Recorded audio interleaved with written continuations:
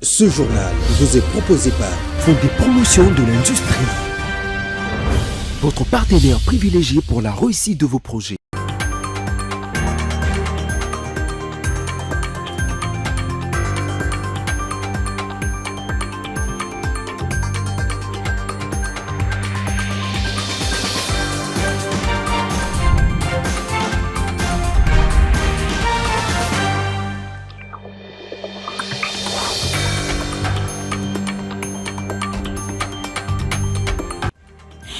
Bonsoir mesdames, bonsoir messieurs et bienvenue dans cette édition du journal.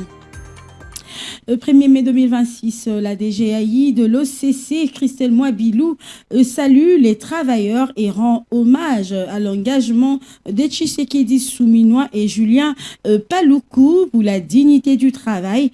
Elle félicite les conseils d'administration, les cadres et agents de l'office dont les contrôles, la normalisation et la régulation protègent la qualité des produits et la sécurité économique. Objectif affiché, fierté, motivation et redressement de l'OCC pour une économie plus transparente. Message de vœux de la Direction générale de l'Office congolais de contrôle à l'occasion de la fête du 1er mai 2026.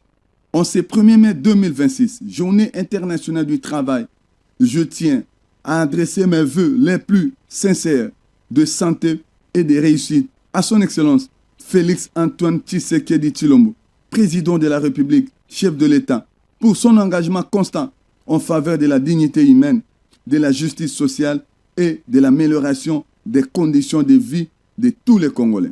Mes vœux s'adressent également à son Excellence Madame Judith Souminois Tuluka, Première ministre, chef du gouvernement, pour son leadership qui constitue un atout majeur dans la mise en œuvre des politiques inclusives visant à renforcer l'emploi et la dignité des travailleurs en République démocratique du Congo. Je formule en outre mes vœux à son Excellence M. Julien Paluku Kaonga, ministre de tutelle, pour ses efforts déployés dans la promotion du commerce extérieur en République démocratique du Congo, le renforcement de la compétitivité des produits nationaux, le soutien aux opérateurs économiques ainsi que son engagement dans les actions et mesures de redressement de l'Office congolais de contrôle. Par ailleurs, j'adresse mes vœux au conseil d'administration pour ses orientations dans la protection des intérêts de l'Office, de ses travailleurs et de la République démocratique du Congo. Enfin, à vous, chers cadres et agents de l'Office, à cette journée dédiée aux travailleurs, je tiens à saluer le rôle essentiel joué par chacun et chacune de vous à l'Office congolais de contrôle dans les actions de régularisation, de normalisation en République démocratique du Congo. Vos efforts consentis pour agrandir la qualité des produits et des services contribuent fortement à la sécurité économique et au bien-être de la population. Puisse cette célébration être une source de motivation renouvelée pour soutenir les efforts de redressement entrepris à l'Office et renforcer ses capacités opérationnelles au service d'une économie plus compétitive et transparente. Que cette fête du travail soit pour chacun de vous une source de fierté légitime et que vos efforts soient le socle d'un avenir d'emprunt, de dignité, de santé et de l'épanouissement tant sur le plan professionnel que personnel. Que vive l'Office congolais de contrôle, que vive le 1er mai 2026. Bonne fête du travail à tous. Fête à Kinshasa le 30 avril 2026 pour l'Office congolais de contrôle. Christelle Mouabilou, directeur général AI. Et puis, droit bafoué, contrat inexistant, SMIG ignoré, inspection du travail aux abonnés absents. Le 1er mai expose les malaises du salariat congolais. L'analyste Glory Kaninda pointe l'inaction de l'inspection. Élisée Mikaba appelle l'État à sauver les entreprises en difficulté. C'est truc Bachala et Bakir Baye le rêve au micro. Vous savez, le travail est ce qui anoblit l'homme. C'est-à-dire, un homme qui a une activité, c'est un homme qui a la capacité, qui est censé avoir la capacité de pouvoir à ses besoins, mais également aux besoins de sa famille. Fort malheureusement, ici dans notre pays, la question des conditions de travail reste jusque-là une équation à plusieurs inconnus. Et face à tout cela, on constate quand même une certaine fragilité vis-à-vis de politiques publiques, avec un manque notamment de contrôle auprès de certaines entreprises. Vous avez des entreprises qui font travailler des individus sans contrat pendant des années. Vous avez des travailleurs qui ne reçoivent pas leur salaire correctement. Et là, ça ne touche pas que les secteurs privés, mais même dans la fonction publique également. Cette responsabilité incombe au ministre du tutelle. Il est censé outiller ses inspecteurs afin qu'ils puissent fournir un bon travail, qu'ils descendent sur le terrain et voir comment les gens sont en train de travailler. Le droit des travailleurs en RDC pose problème parce que d'un côté, les entreprises ont des difficultés, des énormes difficultés par rapport au climat des affaires, mais de l'autre côté, les entreprises doivent payer de manière décente les travailleurs de chaque entreprise.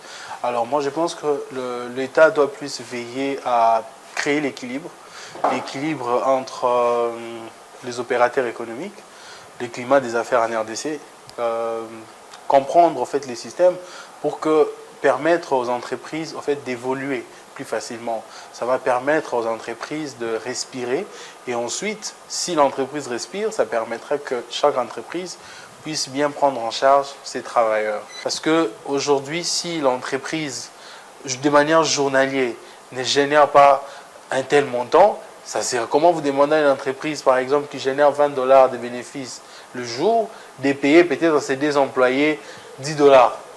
Ça ne sera pas possible. Mais si l'entreprise arrive à évoluer et que les conditions permettent à l'entreprise d'avoir plus de revenus, ça va permettre à l'entreprise.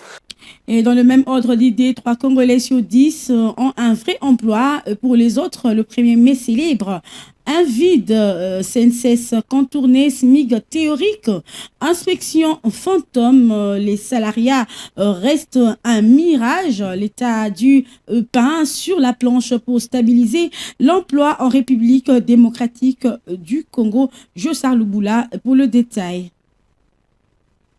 Fêter le travail quand il n'existait pas, c'est du théâtre. La loi congolaise est claire en la matière. Tout employeur doit s'affilier et immatriculer ses agents à la CNSS 8 jours après l'ouverture. Objectif, garantir la retraite, les allocations familiales, de maternité, risques et maladies professionnelles. Dans les faits, 80% des patrons ignorent même l'existence de cette caisse. Résultat, pas de pension, pas de couverture maladie, pas de sécurité. L'employé cotise avec sa sueur. L'employeur encaisse sans réserver. L'État donne l'exemple. On créa la Caisse nationale de sécurité sociale des agents publics, CNSAP, pour ses propres agents. Mais la machine outil boite. Critères d'éligibilité flous. Catégories mal définies. Arriérés qui s'accumulent. Quand l'État est employeur, il ne respecte pas ces règles. Comment exiger au privé qu'il les applique? Ajoutez à cela un SMIG, salaire minimum interprofessionnel garanti, qui reste une ligne sur papier. Des contrats verbaux, des licenciements au bon vouloir du Napoléon local. L'inspection du travail, censée veiller, n'a ni moyens ni présence. Le virement permanent, c'est le salaire qui n'arrive que quand le chef veut et si le chef veut. Tant que l'affiliation à la CNSS ne sera pas, tant que l'inspection du travail ne sanctionnera pas, tant que le SMIG ne sera pas contrôlé, le 1er mai restera une journée chômée. Pour ceux qui n'ont déjà pas de travail, le gouvernement célèbre, les travailleurs subissent.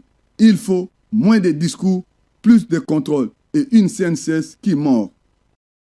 Et puis en bref, l'UDPS Tshisekedi appelle à marcher ce samedi 2 mai à Kinshasa pour soutenir les sanctions du Trésor américain contre Joseph Kabila. Un mémorandum de remerciement sera déposé à l'ambassade des États-Unis.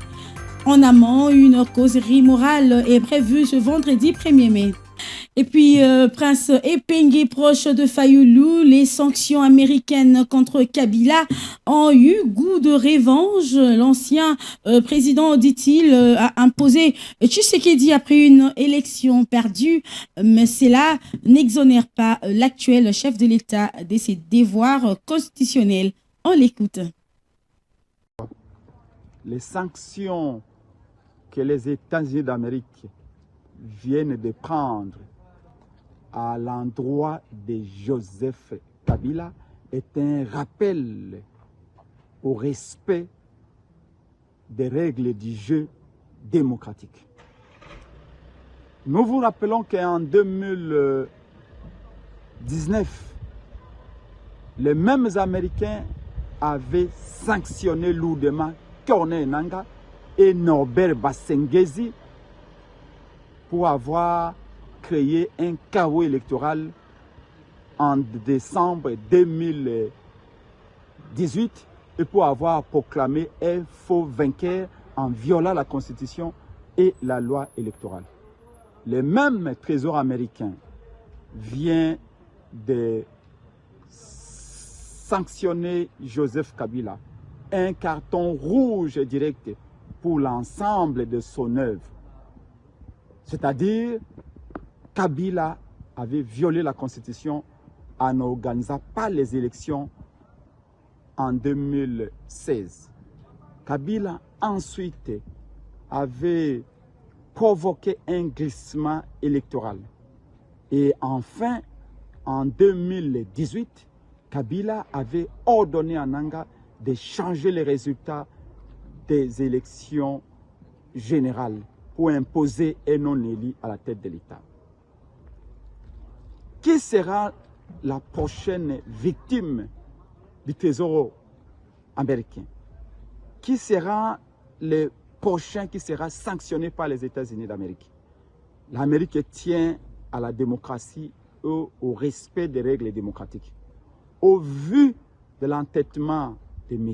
Félix Tshisekedi et de son entourage à violer la Constitution, à déchirer la Constitution, à bafouer les règles du jeu démocratique à la veille des élections de 2028, l'Amérique aura certainement une main lourde pour sanctionner M. Félix Tshisekedi et son régime qui veulent marcher sur la volonté du peuple.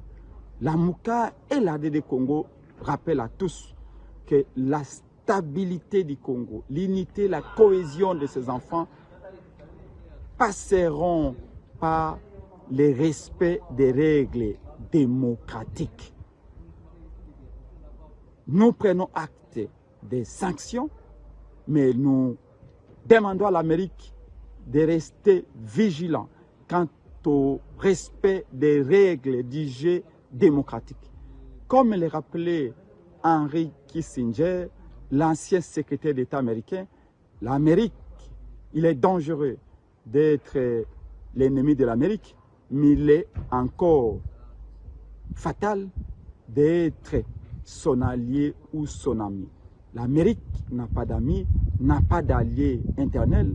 L'Amérique tient aux règles démocratiques, au respect de la Constitution et des lois du pays. Et puis parlons autre chose. Jeudi 30 avril, Aimé Boji Sangara a enchaîné 2 audiences clés FMI puis MONUSCO au menu réforme budgétaire et stabilisation. Les présidents de l'Assemblée nationale veulent faire de l'hémicycle le verrou de finances publiques et le garant de la paix. Reportage Jean-Siar Liboula. La journée d'Aimé Boji Sangara résume l'équation congolaise. Pas de croissance sans sécurité, pas de sécurité sans budget crédible. Premier acte avec Calixte Kaokposi, chef de mission du Fonds monétaire international. Kinshasa est à mi-parcours de la 3e revue du programme soutenu par la facilité élargie du crédit. Le FMI veut des pages. Boji Sangara a détaillé l'apport de l'Assemblée nationale, vote des lois de finances rectificatives, renforcement de l'ECOFIN et des commissions budgétaires et surtout l'intensification du contrôle parlementaire, l'émission d'enquêtes parlementaires sur les dépassements de crédit et les exonérations fiscales sont sur la table. Le FMI insiste sur la transparence des recettes minières et la réduction du train de vie des institutions. Le speaker de la Chambre basse du Parlement promet des plénières dédiées au suivi de l'exécution budgétaire chaque trimestre pour éviter que le budget ne soit un document voté puis oublié. Deuxième acte avec James Swan, chef de la MONUSCO. Ici, l'Assemblée nationale n'est plus un comptable, elle est facilitatrice. Le président Boji Sangara a rappelé les lois déjà votées sur la programmation militaire, le DDRCS et le statut des réservistes. Il a surtout exposé le rôle politique du Parlement, encadrer les dialogues communautaires à l'Est, légitimer les actions des FRDC et de la force régionale et préparer le cadre juridique du retrait progressif de la MONUSCO. Swan a salué le rôle central de l'hémicycle dans la cohésion nationale, mais attend des textes sur la justice transitionnelle et la sécurisation du processus électoral local. En croisant les deux audiences, le président Boji Sangara positionne l'Assemblée nationale comme pivot. Côté FMI, elle doit garantir que chaque dollar décaissé touche la dépense sociale. Côté MONUSCO, elle doit donner une base légale à la paix. L'argent sans sécurité s'évapore. La sécurité sans budget s'effondre.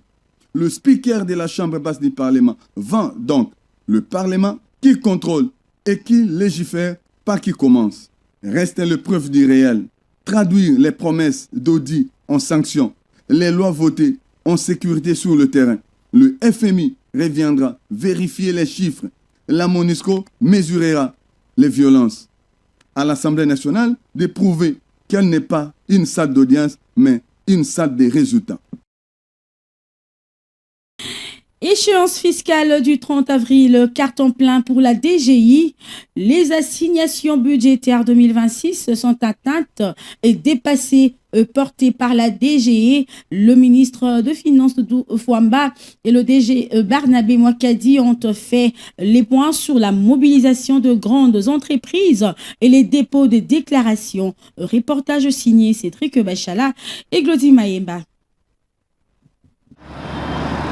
À l'échéance fiscale du 30 avril 2026, concernant l'impôt sur les bénéfices et profits IBP, impôt mobilier IM et l'impôt spécial sur les profits excédentaires ISPE, la DGI sous le leadership du directeur général Barnabé Mouakadi Mwamba met de nouveau tout le monde d'accord. Poussant ainsi le ministre des Finances Doudou Fouamba Likundeli Botaï à témoigner au moyen des chiffres concrets et féliciter tout de même la Direction générale de grandes entreprises DGE, porteuse des ambitions de la DGI. Et je suis très heureux ce soir d'annoncer que sur les 3 000 milliards, 400 milliards de francs congolais de recettes qui ont été assignés à la Direction générale des impôts, nous avons réalisé 3 000 milliards 500, donc nous avons dépassé les assignations. Et coup de chapeau à la Direction générale des grandes entreprises qui a été en mesure de porter les ambitions de la Direction générale des impôts. Ces prouesses ne sont pas les fruits du hasard, malgré les contraintes rencontrées par le ministère des Finances en 2025. Le point culminant a été atteint. La fin de l'année 2025 n'a pas été facile pour nous au niveau du ministère des Finances en matière de mobilisation des recettes, mais également ces premiers trimestres de l'année 2026. Vous savez que nous exerçons notre travail sous plusieurs contraintes et notre banque centrale a mis en œuvre une politique monétaire prudente qui a abouti à une forte décélération du rythme de formation des prix intérieures. Aujourd'hui, nous avons une inflation qui tourne autour de 2,3% au bénéfice de nos populations. C'est grâce surtout aux réformes majeures instaurées par l'Argentier national, notamment le dialogue entre les opérateurs économiques pour mobiliser les recettes. Pour que la politique budgétaire puisse suivre le rythme de la politique monétaire qui a été mise en œuvre. Cela n'a pas été facile. Nous avons dû mettre en place plusieurs réformes, dont des mesures phares qui nous ont aidés à mitiguer les risques et à exercer une meilleure mobilisation des recettes. Ces exploits de la DGI ne seraient palpables sans l'implication ferme et déterminative des agents et cadres de cette entreprise publique mobilisatrice des recettes fiscales. Je tiens à dire grandement merci à Dieu pour sa grâce qu'il nous a accordée. Ça ne dépend pas de nous. C'est lui qui nous a donné l'intelligence et la sagesse, qui nous a réconfortés pour qu'à ce jour, nous vivons vraiment une situation qui est meilleure pour la République. Donc nous aurons à donner au gouvernement plus ou moins 1,5 milliard de dollars. Donc l'argent frais qu'on va donner au gouvernement. Ce n'est pas qu'on a emprunté avec des conditions, rien du tout. Donc la DGI, à elle seule, va donner au gouvernement 1,5 milliard de dollars. Donc vous comprenez vous-même pourquoi je dois être très content.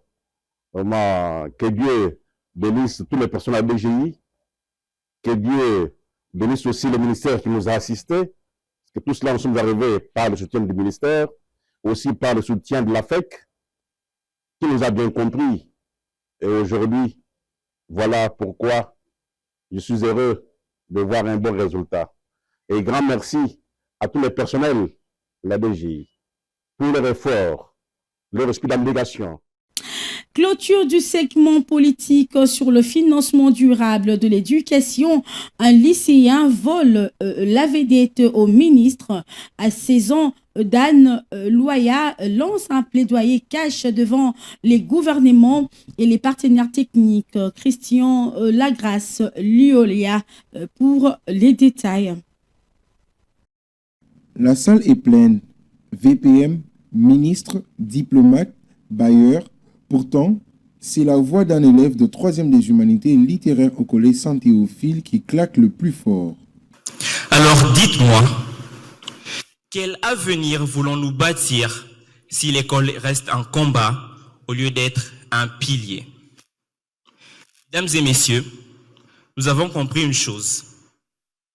Investir dans l'éducation, ce n'est pas dépenser ni gaspiller, non. Investir dans l'éducation, c'est semer. Semer des médecins, semer des ingénieurs, semer des enseignants, des futurs ministres, des futurs présidents de la République. C'est semer des bâtisseurs. Dan Loya refuse les discours d'école ascenseur en panne. Pour lui, l'éducation n'est pas une dépense sociale. C'est l'investissement stratégique qui fabrique les médecins, les professeurs, les dirigeants de demain. Mais une graine sans eau, sans sol et sans soin ne deviendra jamais un arbre. Alors aujourd'hui, nous ne venons pas seulement parler d'importance, nous venons parler d'action. Nous venons parler de recommandations. Donnez-nous des salles de classe où on peut étudier sans être étouffé, des bancs pour s'asseoir, des livres pour avancer. Réduisez les inégalités qui freinent nos élans, car un pays n'avance pas en laissant les enfants derrière. Donnez à chaque enfant le minimum pour tenir un soin, un repas, la force de réfléchir. Renforcez les enseignants, formez-les, soutenez-les, car sans eux, les écoles ne sont que des bâtiments sans clé. Il tape là où ça fait mal. Classe surchargée, labo vide, enseignants mal payés. Sa solution, améliorer les conditions d'apprentissage et armer les profs, qu'il appelle les clés maîtresses du système. Alors, écoutez-nous, pas demain, aujourd'hui et maintenant. Parce que chaque année perdue est une génération diminuée. L'éducation n'est pas un luxe, c'est une urgence. Pas un projet secondaire, c'est la fondation entière. Et si vous nous éduquez bien, alors nous construirons mieux que vous. Mais si vous nous négligez, eh bien là, c'est l'avenir lui-même qui vous manquera. Dans les rangs, le VPM économie Daniel Moukoko Samba et la ministre Raïssa Malou écoutent, le stylo posé. Quand un gamin de 16 ans rappelle aux adultes pourquoi ils sont là, l'assistance n'applaudit pas, elle encaisse. Troisième revue du programme FMI, la délégation du fonds a été reçue par l'inspecteur général de finances Christophe Bitassi-Moi au centre des échanges, la gestion de finances publiques, la mobilisation de recettes et les contrôles des dépenses en République démocratique du Congo suivaient. La délégation du Fonds monétaire international FMI en mission de service en RDC a échangé ce mercredi 29 avril 2026 avec le chef de service de l'IGF, Christophe Bitassimwa. Ils ont tablé sur l'évaluation de la revue du programme économique et financier du gouvernement congolais autour du contrôle des entreprises, de la certification de la TVA et du contrôle budgétaire. Vous savez que la République démocratique du Congo est en programme avec le FMI. Et ça, c'est la énième mission d'évaluation de ce programme. Et lorsqu'ils viennent en évaluation, ils font le tour de service pour s'imprégner de l'état d'avancement de ce programme. Pour le chef de mission du FMI, Calixte, il était question de discuter sur la contribution de l'IGF dans l'amélioration de la gestion de finances publiques en RDC, mais aussi dans la mobilisation de recettes qui joue un rôle crucial pour le réforme en général. Nous sommes ici dans le cadre d'une revue, la troisième revue du programme économique et financier de la RDC, soutenu par la facilité élargie du crédit du Fonds monétaire international. Nous sommes passés à l'IGF pour discuter de leur contribution à l'amélioration de la gestion des finances publiques en RDC, la mobilisation des recettes, le contrôle des dépenses, la question de gouvernance et tout ce qui est dans leur champ de responsabilité. Durant 2 semaines, cette délégation va faire la ronde dans plusieurs services étatiques dans le cadre de l'évaluation de la revue du programme économique et financier du gouvernement.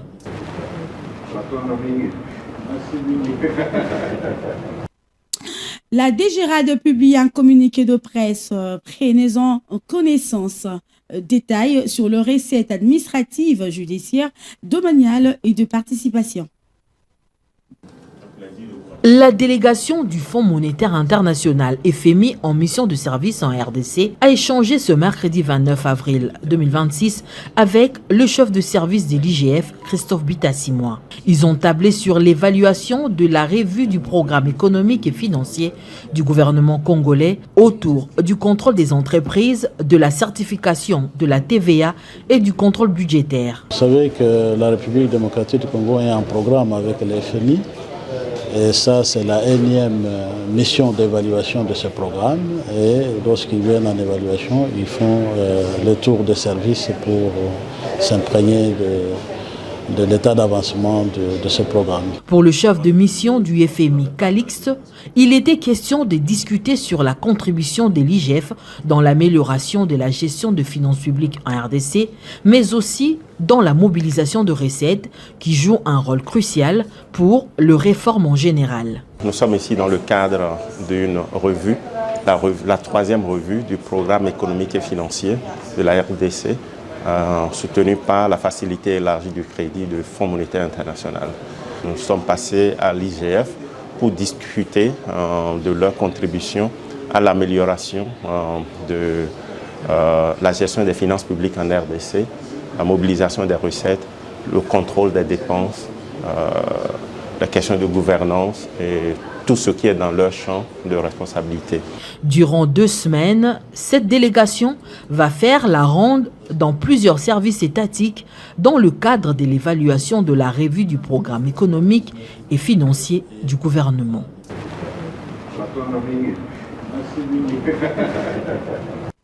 Et puis parlons sport à présent. Laurent Dieu merci Mbokani sort du silence. L'ex-capitaine des Léopards soutient Aziz Makokula pour la présidence de la FECOFA et appelle à l'unité, y compris avec Chabani Nonda. Verdict le 20 mai devant 68 grands électeurs. Blanchard Moundélé pour le détail. Dieu merci Mbokani Bezois, ne dribble pas. Candidat au poste de vice-président, il assume son choix. Aziz Makokula à la tête de la FECOFA. Mais pourquoi lui? Il affirme avoir été le premier à être contacté et il a aimé sa vision. Balance l'ancien buteur. Pour Mbokani, le foot congolais doit être dirigé par des footballeurs. Point barre. Il règle au passage la polémique sur la nationalité Makokula. Il affirme Makokula est congolais. Il le restera. Et il tend la main à Chabani Nonda. C'est notre frère, a-t-il souligné. Il n'est pas trop tard pour s'unir. Pas de guerre entre nous. On va gagner, mais on a besoin du peuple, a renchéri Mbokani. 9 candidats sur la liste. Chabani Nonda, Aziz Makukula, Véron Mosengo, Jean-Dédier Massamba, Bosco Mouéou, Patrice Mangenda, Jean-Max Mayaka, Kevin Issa et Jean-Claude Moukanya. Le 20 mai, 68 grands électeurs franchiront 22 voix pour les ligues provinciales, 12 pour les clubs, 11 pour les champions provinciaux, 6 pour les ligues nationales, 3 pour le football féminin, 2 pour les jeunes. Et le reste répare entre entraîneurs, arbitres, médecins, ADFCO et Union des footballeurs. Mbokani veut du sang neuf, des crampons à la fédération et surtout une famille réunie. Le vestiaire a parlé. Il reste à voir si les urnes vont suivre. Saisissez l'opportunité, voulez-vous devenir journaliste professionnel en République démocratique du Congo ou encore partout ailleurs? C'est très simple, contactez le Bureau de l'Action pour la promotion de la presse indépendante au Congo, APIC. Pour la première fois en République démocratique du Congo, un centre qui forme les journalistes professionnels au standard international. Venez vite vous inscrire. L'Action pour la promotion de la presse indépendante au Congo, APIC, vous offre une opportunité pour votre avenir. L'APIC forme des journalistes sur la radio, la télévision et la presse écrite. Il s'agit d'une formation de très haut niveau professionnel, assurée par des professeurs d'université et par des journalistes étrangers. Avec cette formation accélérée que donne l'APIC, vous pouvez travailler comme journaliste partout à travers le monde, dans des pays francophones, anglophones, arabes et autres. À la fin de la formation, un stage professionnel est obligatoire. Surtout, vous qui n'êtes pas encore journaliste, venez à la hâte vous inscrire pour suivre cette formation de qualité supérieure. L'APIC est reconnu comme un haut lieu du savoir en journalisme, même aux États-Unis d'Amérique. Avec la formation de l'APIC, vous devenez journaliste professionnel. Cordial bienvenue. Voulez-vous parler et écrire correctement la langue anglaise en si peu de temps? Des détails dans ce public reportage. Pour la première fois en République démocratique du Congo, un centre qui forme les journalistes professionnels au standard international. Venez vite vous inscrire. L'Action pour la promotion de la presse indépendante au Congo, APIC, vous offre une opportunité pour votre avenir. L'APIC forme des journalistes sur la radio, la télévision et la presse écrite. Il s'agit d'une formation de très haut niveau professionnel, assurée par des professeurs d'université et par des journalistes étrangers. Avec cette formation accélérée que donne l'APIC, vous pouvez travailler comme journaliste partout à travers le monde, dans des pays francophones, anglophones, arabes et autres.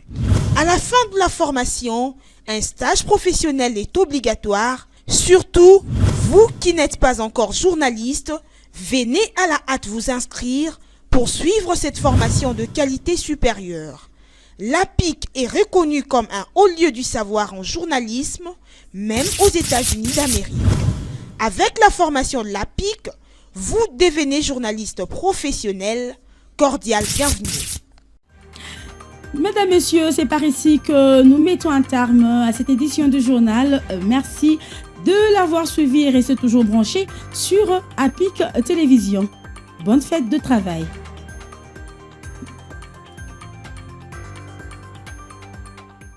Ce journal vous a été proposé par Fonds de promotion de l'industrie. Votre partenaire privilégié pour la réussite de vos projets.